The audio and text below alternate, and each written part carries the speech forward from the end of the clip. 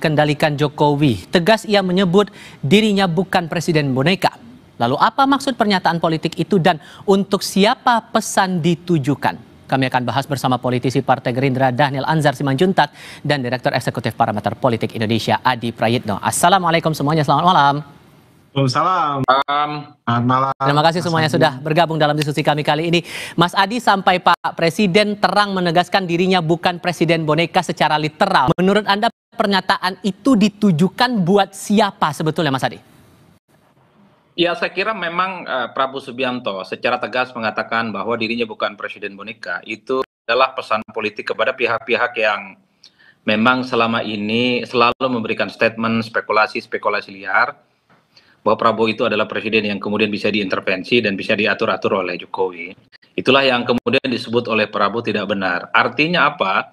Ini tentu sebagai upaya untuk mengamputasi spekulasi bahwa di kemudian hari jika Prabowo Subianto bertemu dengan mantan-mantan presiden terdahulu, salah satunya Jokowi, itu tak ada lagi argumen-argumen yang kemudian disebut itu diatur dan kemudian dikendalikan. Itu satu hal, Mas, ya. Karena ini pertama kali statement yang saya kira secara officially langsung disampaikan oleh Presiden, karena memang selama ini bantahan bahwa Prabowo itu tidak bisa diintervensi hanya muncul misalnya dari jubir dan orang-orang di sekitar istana. Oleh karena itu bagi saya ini adalah satu statement yang clear bahwa memang overall dalam setiap kebutuhan politiknya Prabowo itu menentukan segala sesuatunya tentu based on atas rapat dan hasil musyawarah dengan menteri-menteri dan kabinetnya. Itu yang pertama. Nah, yang kedua secara prinsip, kalau mau jujur sebenarnya Prabowo Subianto ini kan memiliki segala-galanya. Saya kira portofolio politiknya cukup mentereng, pengalaman politiknya cukup luar biasa, pergaulan internasional, punya kapasitas, punya kompetensi, punya rekam jejak, punya jam terbang, punya dukungan politik yang sangat berlimpah.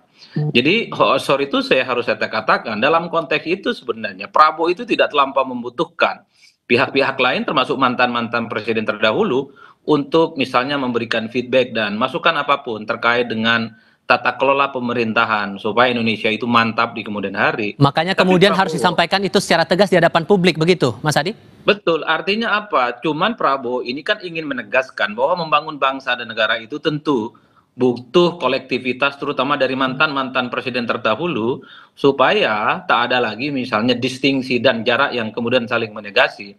Apa yang baik di zamannya Pak Jokowi, apa yang baik di zamannya SBY dan Megawati, itu adalah hal-hal positif yang mesti dilanjutkan oleh Prabowo. Jadi pesan kebersamaan dan kolektivitas itu adalah yang sebenarnya ingin ditunjukkan oleh Prabowo terkait dengan soal jangan lagi ada sebutan-sebutan yang disebut dengan presiden boneka. Makanya saya sebutkan, Mas, Prabowo ini orang hebat dan orang mantap. Tanpa berkomunikasi dengan mantan presiden sebelumnya, Prabowo itu sebenarnya sudah bisa melakukan apapun di negara kita.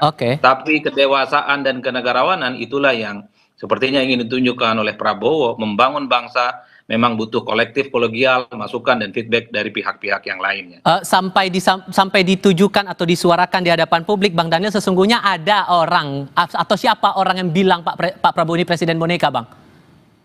Sebenarnya pesan yang disampaikan, perspektif yang disampaikan oleh Mas Adi tadi itu sudah komprehensif, holistik sekali, dan saya bersepakat dengan apa yang disampaikan oleh beliau tadi. Tapi yang ingin saya catat itu adalah dua hal, ya. Pertama kan ini sejak awal terus diproduksi oleh pihak-pihak tertentu, seolah-olah Pak Prabowo itu dikendalikan oleh Pak Jokowi, begitu. Kemudian Pak Prabowo itu tidak bisa membuat keputusan sendiri, gitu. Itu kan sesuatu yang sengaja terus dikembangkan untuk memastikan ada sikap yang pecah belah antara Pak Prabowo dan Pak Jokowi. Pun demikian misalnya kalau Pak Prabowo sedang dekat berkomunikasi dengan Ibu Megawati, narasi-narasi serupa kan misalnya ya Pak Prabowo sekarang dekat dengan Ibu Megawati, ini tanda Pak Prabowo menjauhi Pak Jokowi, kan sengaja selalu begitu. Nanti dengan Pak SBY pun demikian. Ini kan nalar-nalar yang sedang dibangun adalah nalar politik antagonistik. Artinya memang sengaja dikembangkan sebagai upaya menggambarkan politik itu selalu tentang subordinat satu dengan lainnya. Padahal nalar politik yang sedang ditunjukkan oleh Pak Prabowo atau fatsun politik yang sedang ditunjukkan oleh Pak Prabowo adalah fatsun politik kebangsaan. Pak Prabowo ingin bersilaturahim, ingin membangun komunikasi yang baik dengan mantan-mantan presiden sebelumnya sebagai fatsun baru politik Indonesia, yaitu fatsun di mana yang sering saya sebut sebagai akumulatif advantage. Jadi kita harus menghentikan tradisi yang sering kita sebut sebagai cancel culture, seolah-olah semua yang berasal dari presiden sebelumnya atau pemimpin sebelumnya atau lawan politik itu selalu salah, kemudian kita negasikan. Nah, itu yang ingin dihilangkan oleh Pak Prabowo. Nah, dari narasi ini, sorry saya potong Bang Daniel, apakah narasi yang muncul belakangan, saya potong di situ, narasi muncul masalah matahari kembar, terus kemudian ditegaskan oleh Pak Prabowo bahwa dia bukan Presiden boneka, apakah sesungguhnya ini juga mengganggu ritme kerja di kabinet sehingga harus ditegaskan di momen sidang kabinet paripurna?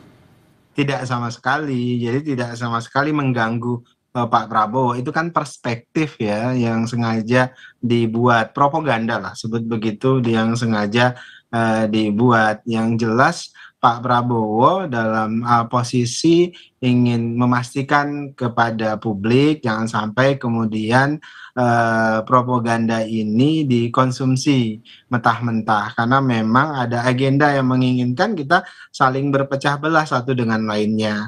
Nah, juga catatan Pak Prabowo kan sejak awal memang loyalitas itu harus tunggal, itu hal yang penting. Kami misalnya di Partai Gerindra pasti juga akan memesankan hal yang serupa kepada seluruh para menteri. Loyalitas itu tunggal, tidak ada double standar loyalty dan sebagainya. Itu yang jadi catatan penting, dan Pak Prabowo kami pastikan in charge di kepemimpinan beliau sebagai presiden. Ini juga menegaskan posisi, menurut Anda Mas Hadi, ini menegaskan posisi dari kabinet bahwa kabinet di bawah pemerintahan Pak Prabowo ini masih tetap solid?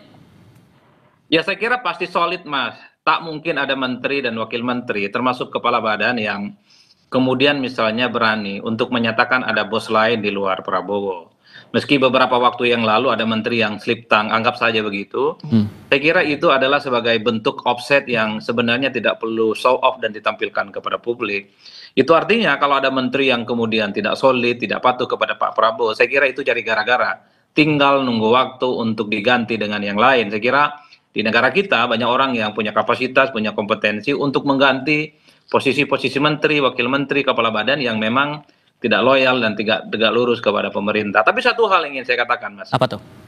Lalu apa yang kemudian membuat Pak Prabowo itu menyatakan bukan Presiden Monica? Saya pertama memang ini tentu tidak terlepas dari sentimen yang cukup negatif kepada Jokowi. Sorry to say, kalau Jokowi, Pak Prabowo itu berdekatan, pasti muncul asumsi dan dugaan-dugaan bahwa ini Pak Prabowo tidak bisa move on dari Jokowi, masih bisa dikendalikan dari Solo. Artinya apa? Banyak publik yang sebenarnya berharap supaya Pak Prabowo itu berjauhan dengan Pak Jokowi, jangan saling berkomunikasi, dan jangan pernah menunjukkan gestur bahwa Jokowi itu adalah orang yang pernah berjasa di negara kita.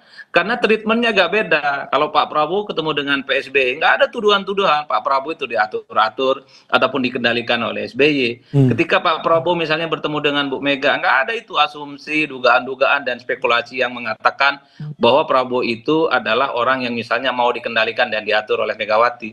Tapi beda ceritanya ketika Pak Prabowo berkomunikasi, menunjukkan gestur bersama dengan Jokowi, disitulah muncul asumsi, dugaan-dugaan bahwa memang Pak Prabowo dalam banyak hal itu bisa diatur dan dikendalikan dari Solo. Itulah yang sepertinya membuat Pak Prabowo secara perlahan mulai jengah sebenarnya pihak-pihak yang menuding itu. Tapi overall sebenarnya, Mas, kalau kita membaca psikologi politik masyarakat secara umum, Pak Prabowo Subianto memang sudah saatnya harus menunjukkan sebagai presiden di Republik Indonesia. Jikapun ingin berkomunikasi dengan mantan-mantan presiden terdahulunya, biarlah mantan-mantan presiden itu yang menghadap Prabowo di istana. Tidak perlu lagi ke Solo, tidak perlu lagi ke Cikeas, dan tidak perlu lagi ke Teguh Umar. Saatnya satu-satunya matahari lah yang kemudian menjadi magnet di mana semua orang harus tegak lurus, tunduk yang ada di dalamnya.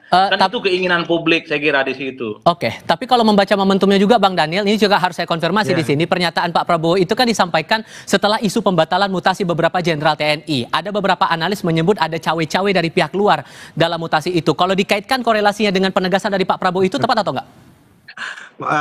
Itu kan cocokologi saja gitu yang sering dilakukan oleh banyak pihak. Tapi yang jelas Pak Prabowo selalu menyebutkan beliau siap berkomunikasi, siap berdiskusi dengan siapapun, termasuk dengan kelompok purnawirawan yang mengeluarkan sikap terkait dengan Pak Wapres pada saat itu. Secara terbuka Pak Prabowo menyebutkan, saya tidak ada masalah dengan bisa berdiskusi dengan siapapun, biar kita jelaskan, kemudian kita terbuka dengan mereka yang pro dan kontra, dan itu hal yang biasa dalam demokrasi. Artinya Pak Prabowo tidak ingin memutus silaturahim dan komunikasi dengan siapapun. Jadi kalau tadi Mas Adi sebutkan Pak Prabowo janganlah datang lagi, itu sesuatu hal yang mustahil bin mustahil akan dipenuhi oleh Pak Prabowo, karena fatsun atau etika yang diusung Pak Prabowo itu selalu menghormati para seniornya. Nah, jadi hal yang wajar kemudian misalnya Pak Prabowo pasti bertemu dengan Pak Tri Sutrisno, datang ke rumah beliau, dengan Ibu Megawati, dengan Pak Jokowi, dengan Pak SBY. Bila perlu memang beliau bersedia selalu hadir langsung ke rumah masing-masing tokoh-tokoh itu, karena bagi Pak Prabowo para senior penting didengar dan penting dimintai masukan. Kira-kira begitu. Itu yang kemudian saya sebut sebagai fatsun baru politik kebangsaan ala Prabowo Subianto. Oke, Bang Daniel Anzar Simanjuntak dan Mas Adi Praetno, terima kasih sudah berdiskusi bersama kami kali ini. Selamat malam semuanya. Assalamualaikum. Terima kasih Mas Adi.